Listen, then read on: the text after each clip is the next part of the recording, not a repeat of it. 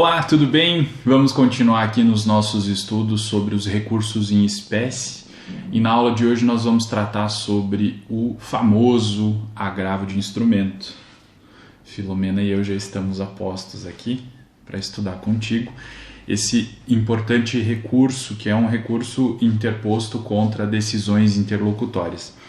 Para a gente compreender, como que a gente chegou aqui, vale a pena a gente registrar que esse problema da recorribilidade das decisões interlocutórias não é um problema recente, ele é um problema que já dista de muito tempo, porque justamente a efetividade do sistema processual, o cumprimento das decisões, a rapidez com que tramita o processo, em alguma parte também vai depender de como se estrutura o sistema recursal e como se estrutura o sistema de recurso contra as decisões interlocutórias, que a gente sabe são aquelas decisões proferidas no curso do processo na primeira instância, que resolvem questões processuais ou questões eventualmente de mérito, mas que não põem fim ao procedimento em primeira instância. E no Brasil, já no CPC de 1939, havia na sistemática recursal aí a previsão do agravo de instrumento. Além disso, tinha também um outro recurso que era o chamado agravo no auto do processo e o chamado agravo de petição. No CPC de 73, a sistemática foi modificada um pouco, e houve a previsão aí do cabimento do recurso de agravo de instrumento e de um outro recurso similar que era chamado de agravo retido.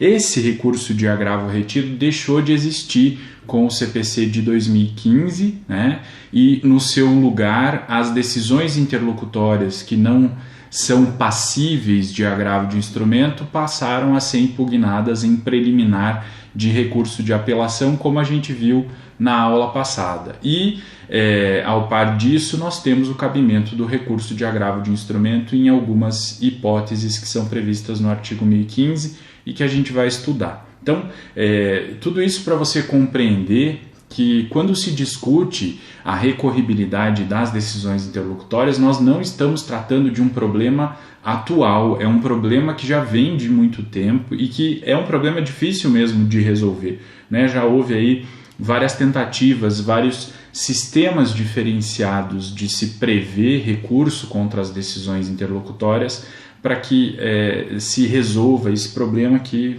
parece, pelo menos por hora, um problema insolúvel. Tá? Bom, vamos falar então sobre o cabimento do que nós temos hoje, que é o recurso de agravo de instrumento.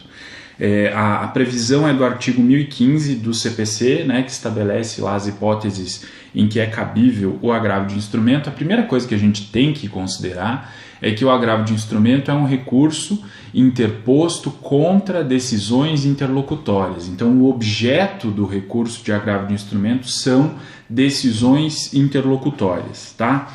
E esse artigo 1015, ele previu um rol de hipóteses de decisões interlocutórias contra as quais é cabível o recurso de agravo de instrumento. E a partir dessa previsão, a doutrina e a jurisprudência começaram a discutir se esse rol que se estabeleceu no artigo 1015 era um rol taxativo, um rol numerus clausus, ou se era um rol que admitia interpretação extensiva, se era um rol que admitia interpretação analógica, enfim, uma série de discussões foram travadas aí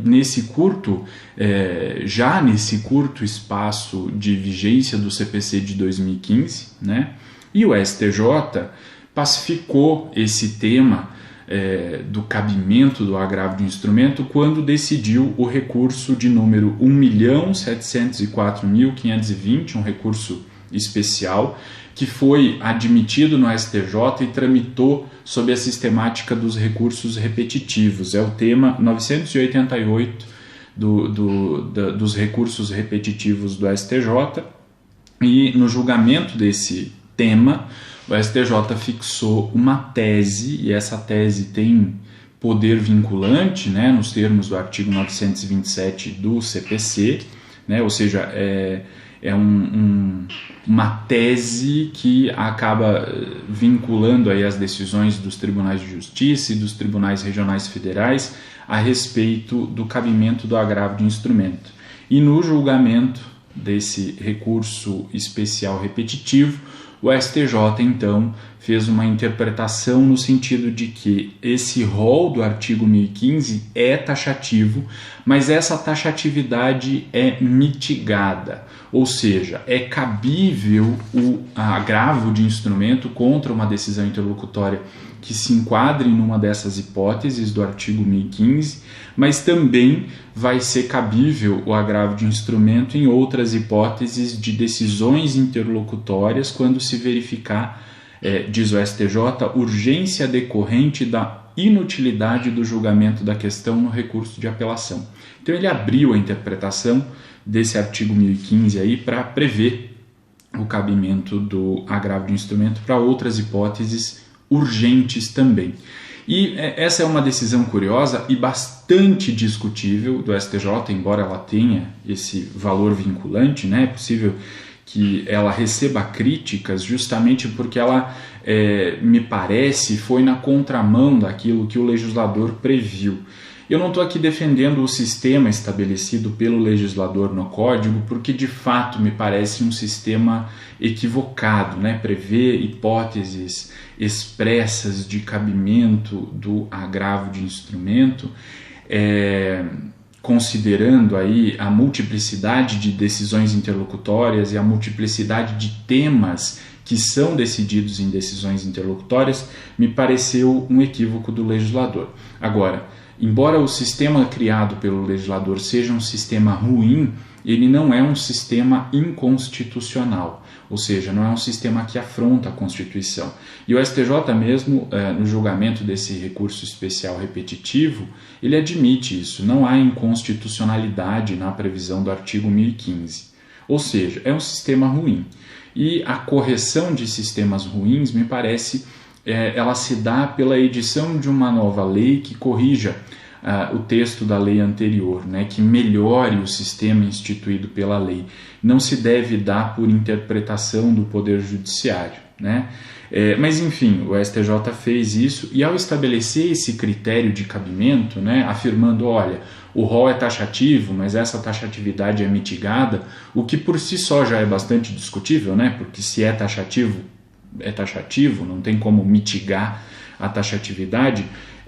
Basicamente o STJ repristinou o sistema de cabimento de agravo de instrumento que vigia no CPC de 73, porque lá no CPC de 73, no artigo 522, a gente tinha o seguinte texto: das decisões interlocutórias caberá agravo no prazo de 10 dias na forma retida. Essa era a regra geral, né? O agravo ficava, você recorria e o agravo ficava retido nos autos do processo na primeira instância e só seria analisado depois quando houvesse apelação, se houvesse apelação.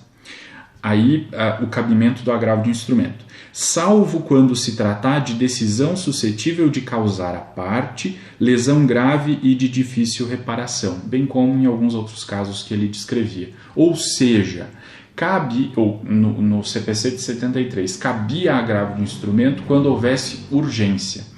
Aí vem um CPC novo, e nesse CPC novo o legislador estabelece um sistema de cabimento de agravo de instrumento diferente do CPC de 73, ou seja, há uma clara intenção do legislador de alterar a sistemática recursal das decisões interlocutórias. Com base nisso, o STJ não poderia ter feito o que fez, quer dizer, o STJ não poderia ter feito a interpretação para fazer com que a gente voltasse ao sistema anterior, que poderia ser, me parece que era mesmo, nesse caso do agravo de instrumento, né, prever dessa forma mais genérica, uma forma de previsão melhor do que o sistema atual. Mas o intérprete não pode corrigir o legislador nesse nível, como fez o STJ, infelizmente. Tá?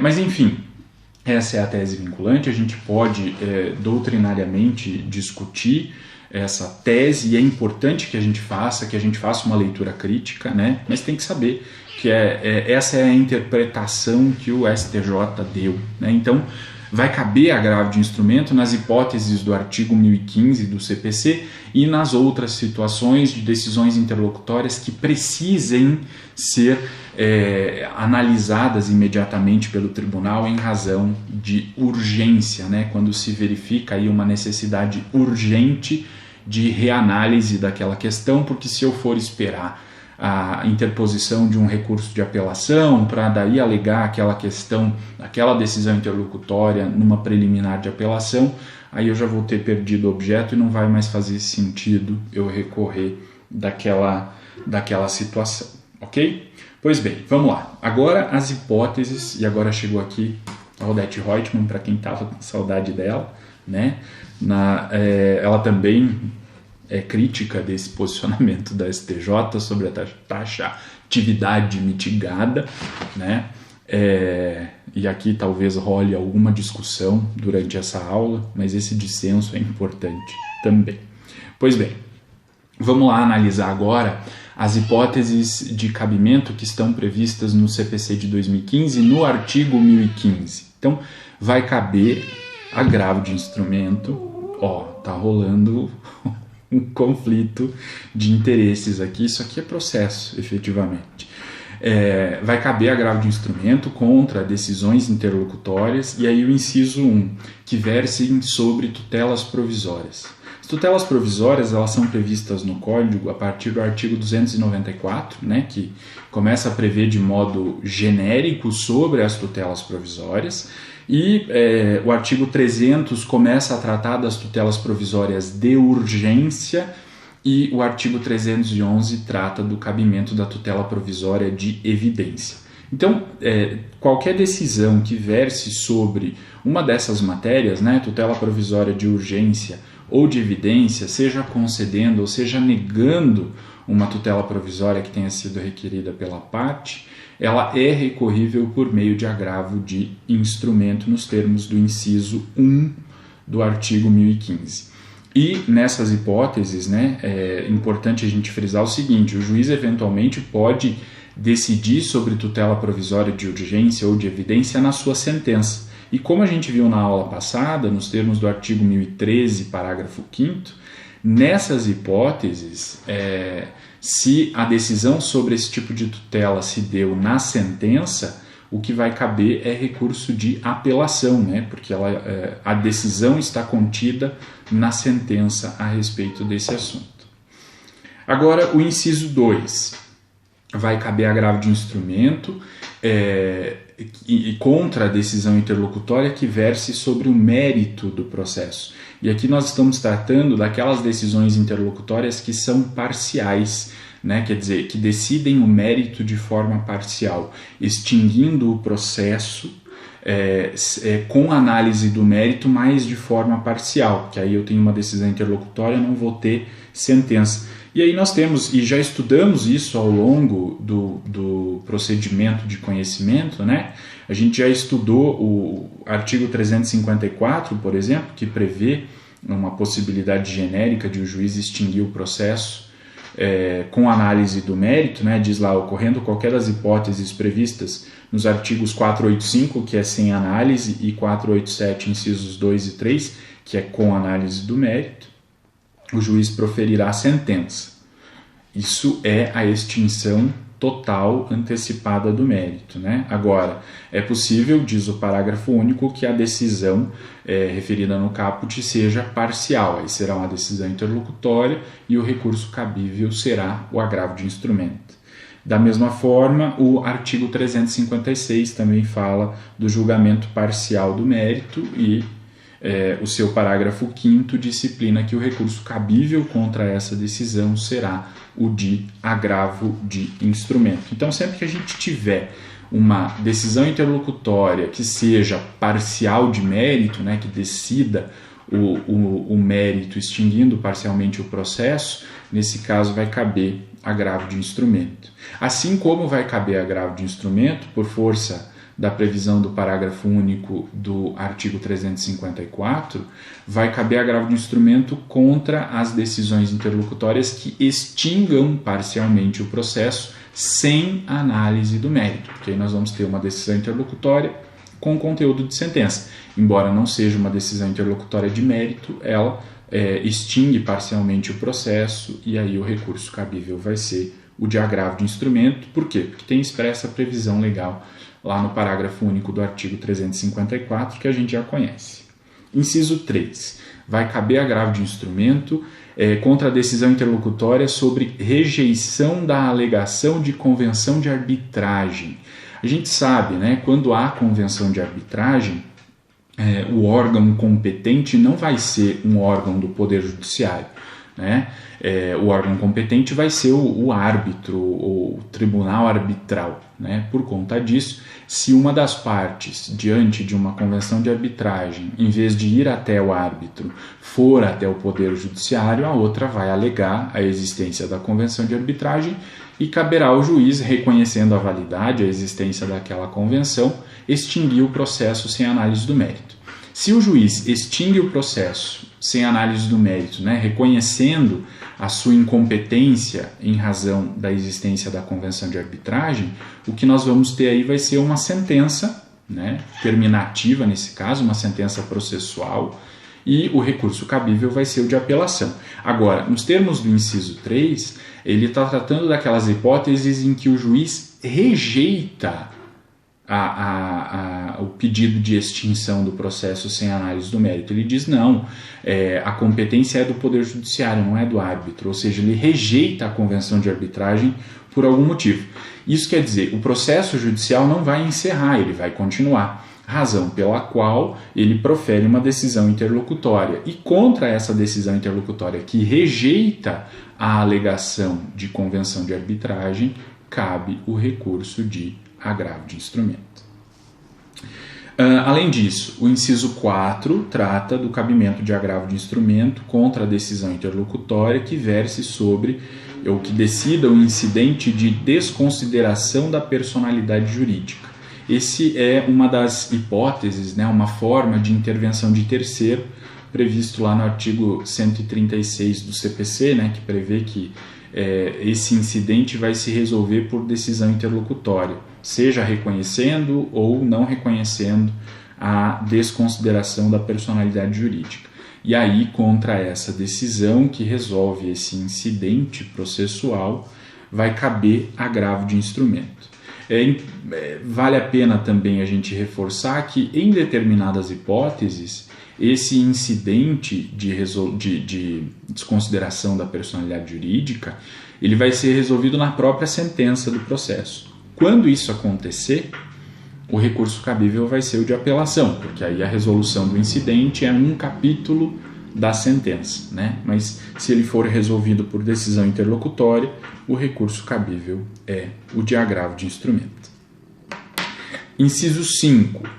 A decisão interlocutória que rejeite o pedido de justiça gratuita ou o acolhimento do pedido de sua revogação. Ou seja, sempre que o juiz nega a justiça gratuita, seja numa primeira provocação, né, indeferindo o pedido, ou revendo uma decisão que ele já havia deferido, né, no sentido de indeferir ou de revogar o deferimento do pedido de justiça gratuita, cabe agravo de instrumento. Esse pedido de justiça gratuita e todas as consequências estão previstas lá no artigo 101 do CPC. Né? Quando o juiz defere a justiça gratuita, essa decisão interlocutória que defere o pedido, ela não é recorrível imediatamente. Eu posso tentar combater essa decisão numa preliminar, nas minhas razões ou nas minhas contrarrazões de apelação, nos termos do parágrafo 1º do artigo 1009. Agora, quando o juiz rejeita o pedido de justiça gratuita ou revoga a justiça gratuita que já havia sido concedida anteriormente, aí eu tenho a possibilidade de interpor recurso de apelação. Tá? Então, não é em qualquer caso de decisão que trate sobre justiça gratuita, em casos específicos, tá? De rejeição ou de revogação. Inciso 6. A decisão interlocutória que versar, que decidir sobre exibição ou posse de documento de coisa. Esse é um tema que a gente já estudou, inclusive, né, previsto lá a partir do artigo 396 do Código de Processo Civil, né? Então, a decisão que versar sobre isso, se for interlocutória, vai ser recorrível por meio de agravo de instrumento. Inciso 7. A decisão interlocutória que versar sobre exclusão de litisconsorte. Ou seja, quando o juiz extingue ou exclui um litisconsorte, né, eu tenho lá 3 réus, e o juiz então vai proferir uma decisão interlocutória para dizer que um dos réus precisa ser excluído porque ele é parte ilegítima para figurar no polo passivo daquela demanda.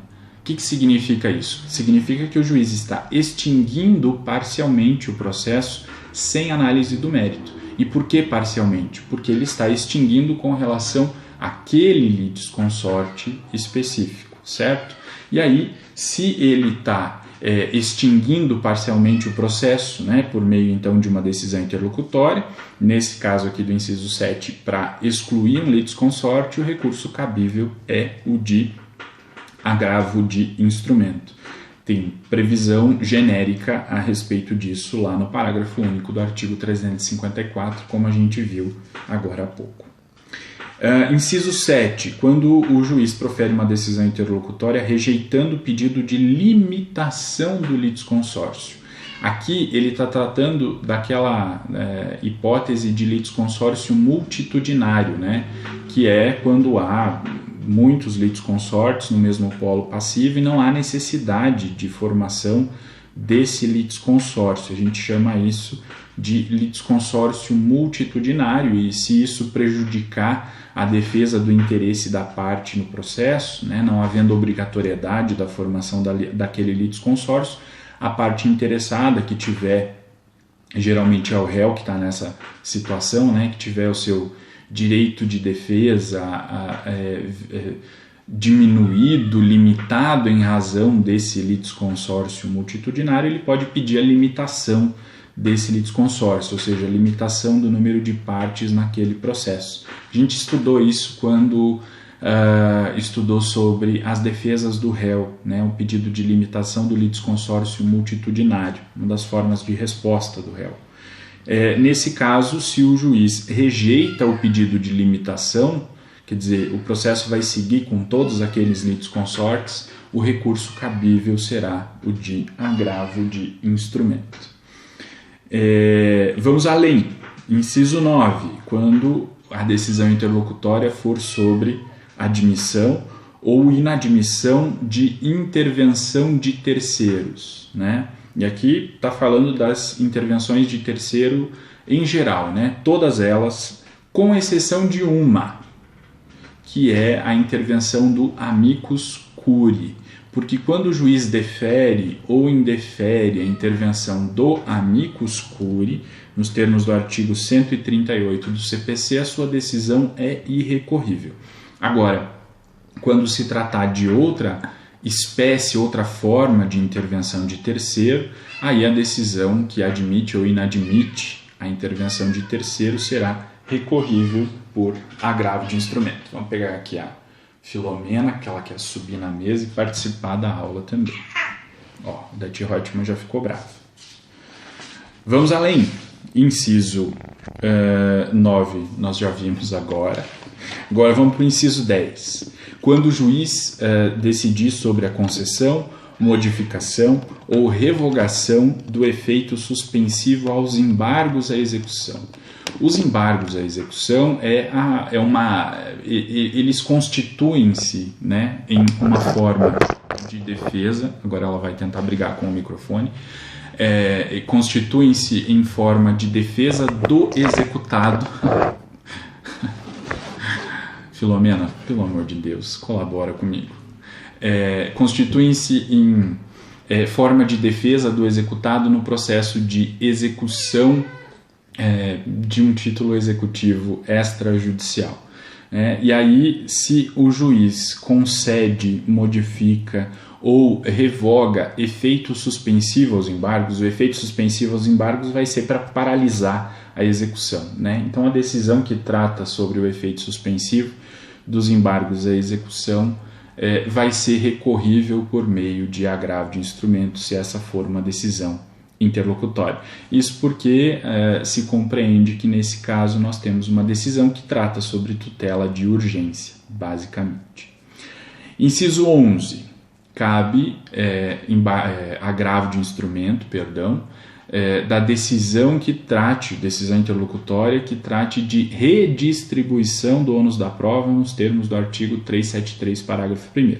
Veja bem, isso é importante frisar, não se trata da decisão que distribui o ônus da prova com base no caput, né? Porque a decisão que distribui o ônus da prova não é recorrível imediatamente. Agora, se o juiz decide com base no parágrafo 1º e faz redistribuição do ônus da prova, ele inverte o ônus da prova, ou ele decide não inverter o ônus da prova, aí nós temos uma decisão interlocutória que será agravável, né? Que será recorrível por meio de agravo de instrumento. Seja a decisão em que o juiz decide redistribuir, diz ok, estão presentes os requisitos da redistribuição, seja a decisão em que o juiz nega um pedido de redistribuição, diz, olha, não é possível redistribuir porque não estão presentes os requisitos. Em qualquer dessas duas hipóteses vai caber o recurso de agravo de instrumento. Por quê? Porque o objeto da decisão é questão relativa à redistribuição do ônus da prova. Redistribuição, isso é muito importante, não pode confundir.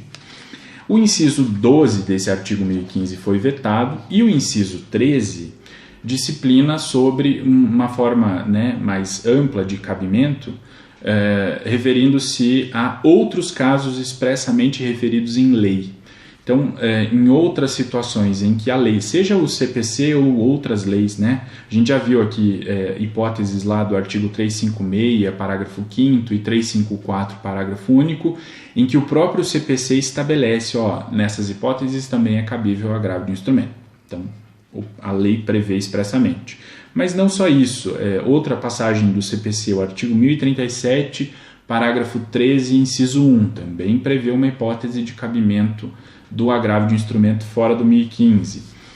Outras leis também prevêem, a Lei 8.429 de 92, lá no seu artigo 17, parágrafo 10, prevê cabimento de agravo de instrumento. O artigo 7º, parágrafo 1º da Lei 12.016 de 2009 também prevê o cabimento de agravo de instrumento.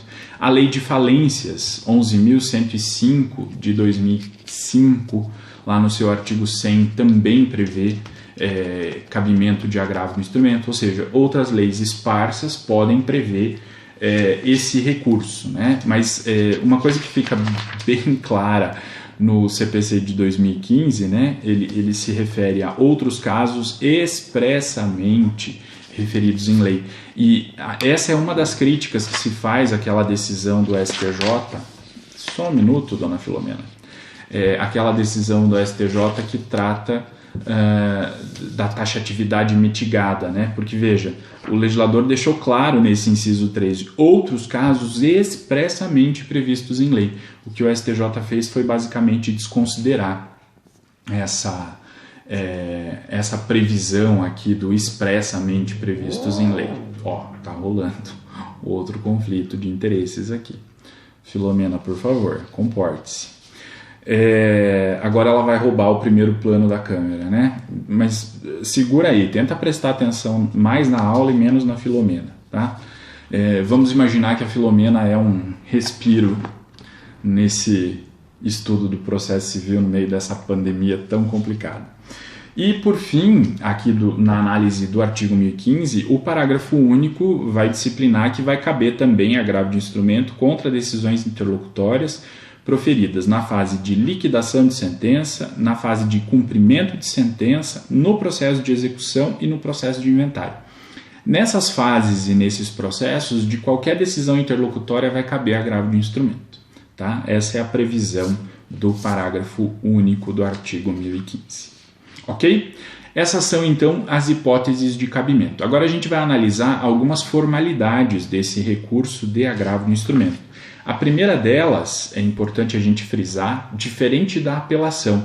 A apelação a gente dirige ao tribunal ad quem, né, ao tribunal que vai julgar aquele recurso, mas protocoliza as razões e as contrarrazões de apelação no juízo a quo, na primeira instância. O agravo de instrumento não.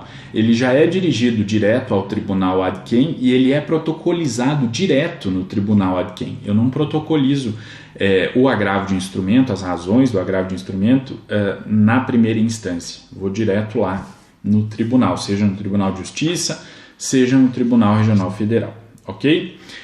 E aí, na minha petição de agravo de instrumento, eu vou indicar lá nome das partes, exposição do fato e do direito, vou estabelecer também, as razões de reforma ou de invalidação, né? Vou fundamentar as razões do meu agravo de instrumento e vou estabelecer lá, vou colocar o nome e o endereço dos advogados da causa. Por que isso, né? Por que dessas informações terem que ser completas no agravo de instrumento? Justamente porque eu já vou interpor esse recurso diretamente no juízo ad quem, né? Os autos do processo da primeira instância permanecem lá na primeira instância e eu vou abrir novos autos lá no tribunal. Então, essas informações precisam estar completas. O prazo entra naquela regra geral, né? No prazo de 15 dias. E aí, o artigo 1017 vai fazer exigências com relação à formação do instrumento. E agora a gente vai entender o porquê do nome, né? Agravo de instrumento. Porque nós temos que formar com determinados documentos que vão acompanhar as razões do agravo, nós temos que formar o instrumento, nós temos que instruir as nossas razões de recurso de agravo com determinados documentos, justamente porque o agravo de instrumento não é protocolizado nos autos que estão em primeira instância, ele vai ser protocolizado lá no tribunal ad quem. E aí o artigo 1017 vai estabelecer no seu inciso 1 as cópias que são obrigatórias. Eu vou pedir para você fazer essa leitura atenta do artigo 1017. Então, o que tem que constar obrigatoriamente de documentos para formar o instrumento do seu agravo. Está lá no inciso 1. Além disso, o inciso 2 vai estabelecer que o advogado, né, vai prestar uma declaração caso não haja nos autos do processo da primeira instância qualquer dos documentos que são referidos como obrigatórios no inciso 1. Então, por exemplo, tem lá cópia da contestação, está lá no inciso 1. Ah, mas eu estou recorrendo de uma decisão interlocutória que foi proferida no início do processo e ainda não tem contestação. Se não tem contestação, eu não posso juntar cópia da contestação. Aí eu vou declarar nas razões do meu recurso, né, na minha petição de agravo do instrumento, eu vou declarar que ainda não há nos autos a apresentação de contestação e por isso eu estou deixando de juntar cópia daquele documento no instrumento do meu agravo. Tá? O advogado vai então declarar isso, porque nesse caso, como se trata de processo em que ele atua, ele tem fé pública, tá? Porque é processo em que ele atua. Então ele vai declarar isso. E o inciso 3 disciplina sobre a juntada de outras peças. E aqui é uma juntada facultativa, né? De outras peças que a parte agravante, né, aquela pessoa que interpôs o recurso de agravo, temos o agravante e o agravado, né? Reputar úteis para que o tribunal possa analisar. Então ele pode juntar novos documentos aqui no agravo de instrumento, junto com as razões de agravo de instrumento. Ok? Então, esses documentos vão formar o que a gente chama de instrumento, e esses documentos é que vão instruir o nosso agravo. O parágrafo 4º desse artigo 1017 traz uma disposição interessante para aquelas hipóteses em que o recurso de agravo for interposto por fax ou algum sistema similar ao fax, né? Isso naquelas hipóteses em que não há processo eletrônico e por alguma razão não há outra forma de protocolização das razões de agravo. Quando isso acontecer, eu não preciso juntar no momento do protocolo, eu não preciso mandar por fax todos os documentos, eu mando só as razões e aí nesse caso aqui as outras peças eu vou juntar no momento em que eu fizer o protocolo da petição de agravo de instrumento, né? Que eu ou vou mandar por correio ou vou levar pessoalmente à sede do tribunal, né? Mas por fax, se por alguma razão eu for fazer o protocolo por fax, eu mando apenas as razões, não preciso juntar toda a documentação. Isso é para facilitar a vida e não gerar uma série de documentos por fax mesmo. Mas isso é só para o protocolo e também para casos excepcionais. Já o parágrafo 5º traz aqui uma regra de exclusão.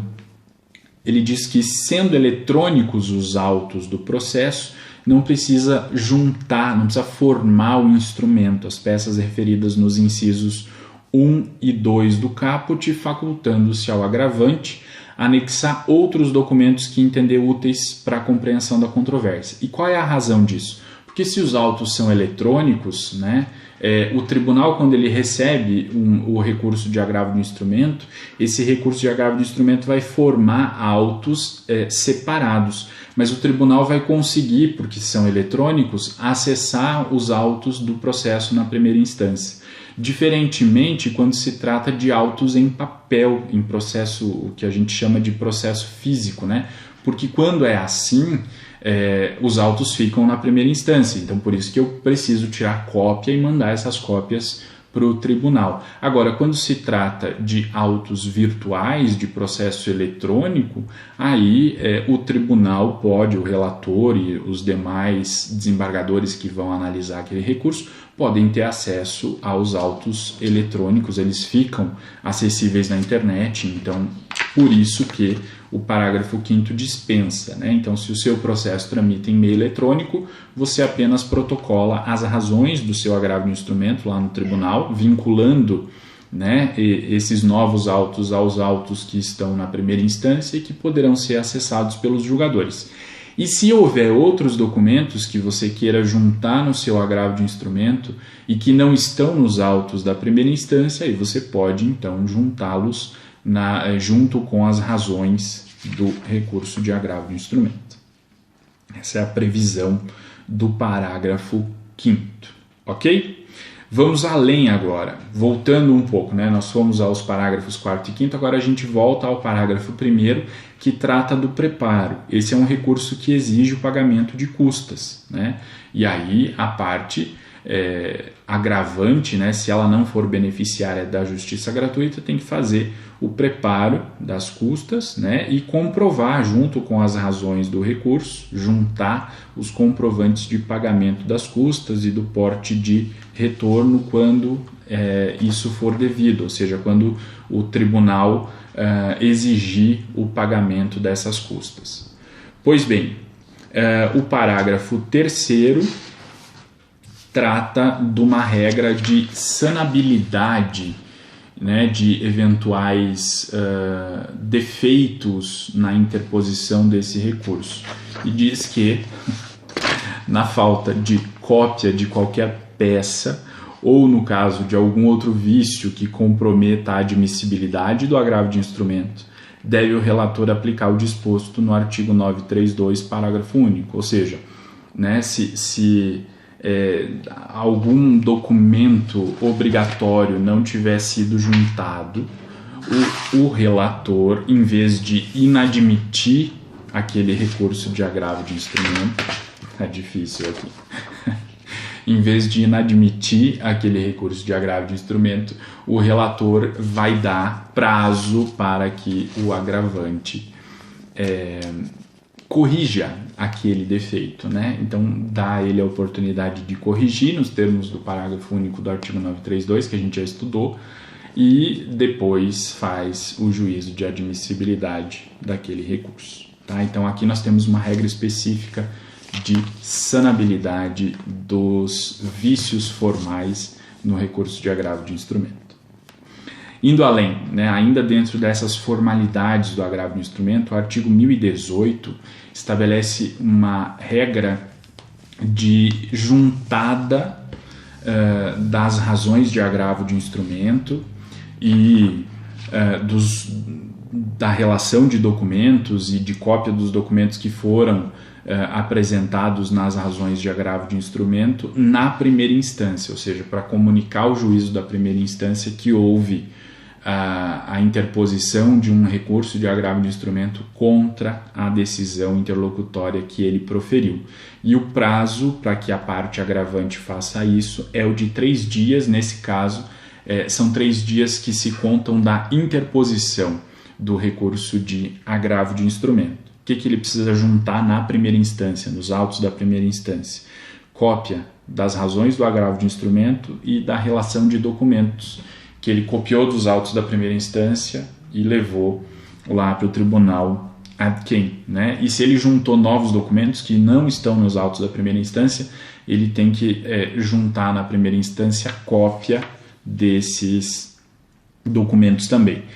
Mas veja, essa obrigatoriedade do artigo 1018 só se dá quando se tratar de processo que tramita ainda em autos físicos, porque se for em autos eletrônicos não precisa, porque o próprio sistema já vai vincular, né, os autos da primeira instância com o de agravo de instrumento que está no tribunal. Então, só é obrigatória essa juntada do 1018 quando se tratar de autos físicos. Por quê? Se ele não junta na primeira instância, não tem como o juiz da primeira instância saber que tem um agravo lá no tribunal, né?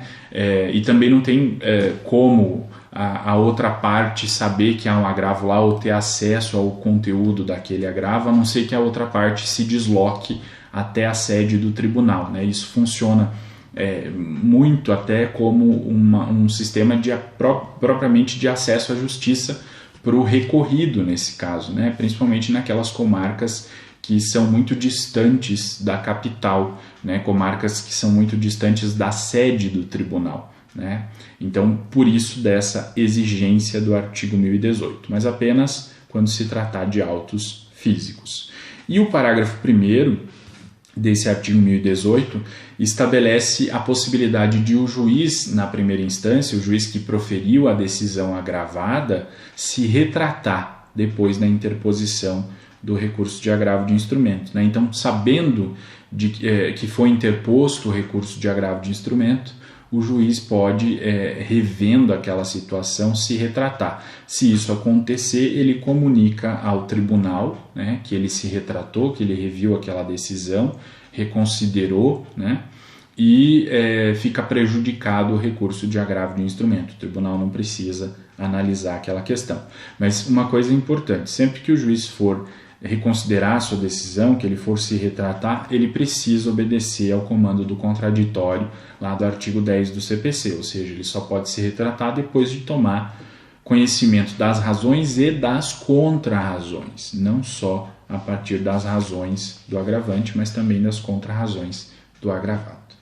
Ok? Essas são as formalidades aí que regem a interposição do recurso de agravo de instrumento. Ele é um recurso cheio de detalhes, né, que precisam ser atendidos aí para que ele não seja eventualmente inadmitido. Agora, para finalizar a nossa aula, vamos para o procedimento, né? Como a gente viu, a interposição desse recurso obedece ao prazo geral de 15 dias, né, que é uma regra geral para os recursos, né? Uma vez que esse recurso seja interposto, né, e vai ser diretamente lá no tribunal, ele vai para a análise do relator, vai ser sorteado um relator que vai analisar aquele recurso. E aí o artigo 1019 vai disciplinar sobre isso. Diz o caput: recebido o agravo de instrumento no tribunal e distribuído imediatamente, se não for o caso de aplicação do artigo 932, incisos 3 e 4, o relator, no prazo de 5 dias, tomará determinadas providências. A gente já vai ver quais são essas providências. Agora a gente precisa analisar o que dizem os incisos 3 e 4 do artigo 932. Então, chega o recurso de agravo de instrumento no tribunal, faz-se a distribuição, sorteia o relator. Beleza, caiu na mesa do desembargador relator.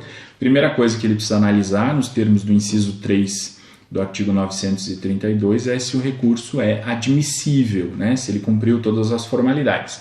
Porque se não cumpriu todas as formalidades, ele tem que dar prazo, nos termos do parágrafo único do artigo 932, para que o agravante eventualmente corrija defeitos que possam ser corrigidos. Ou fazer uma análise nos termos do inciso 4 do 932, que é quando o relator pode negar provimento quando as razões do recurso contrariem um provimento vinculante, né? Quando a decisão proferida na primeira instância está de acordo com um provimento vinculante. Não sendo o caso de nenhuma dessas hipóteses, né, aí o relator vai adotar as medidas previstas nos incisos do artigo 1019. Inciso 1, poderá atribuir efeito suspensivo ao recurso. Olha, então, quer dizer que o recurso de agravo do instrumento, em regra, não tem efeito suspensivo. Ele não tem efeito suspensivo imediatamente, mas o relator pode atribuir efeito suspensivo ao agravo de instrumento. Quando? Parágrafo único do artigo 995, que a gente já conhece. Ou seja, quando houver plausibilidade das razões do agravante, né, quando ele tiver chance real de ter o seu recurso provido e quando houver risco de dano grave ou de difícil reparação. E aí o tribunal, por decisão do relator, monocrática do relator, pode atribuir efeito suspensivo ao agravo de instrumento, ou seja, suspender os efeitos da decisão interlocutória que foi proferida pelo juízo da primeira instância, enquanto aquele recurso não é julgado definitivamente. Mas, além disso, o inciso 1 continua, ou deferir em antecipação de tutela, total ou parcialmente, a pretensão recursal, comunicando ao juiz da causa.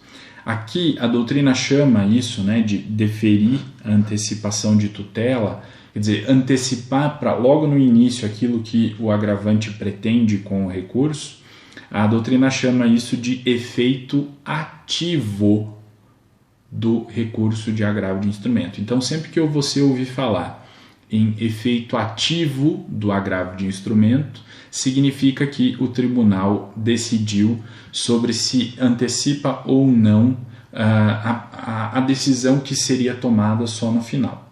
Né? Quer dizer, eu já estou antecipando para o início do processamento desse recurso aquela decisão que o agravante pretende obter após o julgamento final do meu agravo de instrumento. Ok?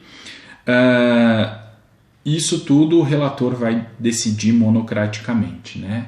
Logo no início, quando chega na mesa dele aquele recurso de agravo de instrumento.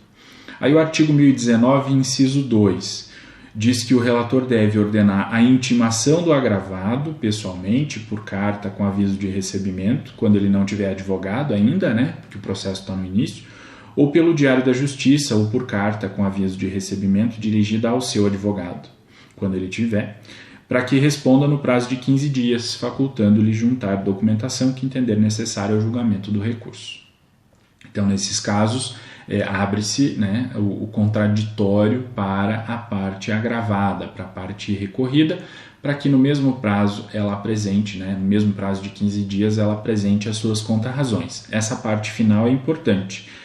O agravado pode juntar documentação, né, nas suas contrarrazões. Isso porque o agravante também pode juntar documentação nas suas razões. E aí, se o agravado juntar documentação nas suas contrarrazões, por força do contraditório, o relator tem que dar oportunidade para que o agravante também se manifeste sobre esses novos documentos. O inciso 3 do artigo 1019 disciplina que o relator deve determinar a intimação do Ministério Público quando o Ministério Público estiver como fiscal da ordem jurídica nos autos da primeira instância, né, ou houver a necessidade de que ele se pronuncie como fiscal da ordem jurídica ele também vai ser ouvido. Então, esse inciso 3 se aplica apenas nessas hipóteses em que houver previsão legal de intervenção do Ministério Público como fiscal da ordem jurídica, para que ele também se manifeste depois das partes, razões, contra-razões, manifestação do Ministério Público em 15 dias. Depois disso, voltam os autos para o relator, e aí o relator vai estudar a fundo aquele caso, né, proferir aí construir, na verdade, o relatório e o seu voto, e nos termos do artigo 1020, né, não sendo aí o caso de julgamento monocrático daquele agravo de instrumento, vai ser necessário que o relator solicite para o presidente do colegiado de que ele faz parte uma data para julgamento. Então ele informa que ele terminou o estudo, que o seu voto está pronto, né, e que é necessário que seja agendada uma data para julgamento.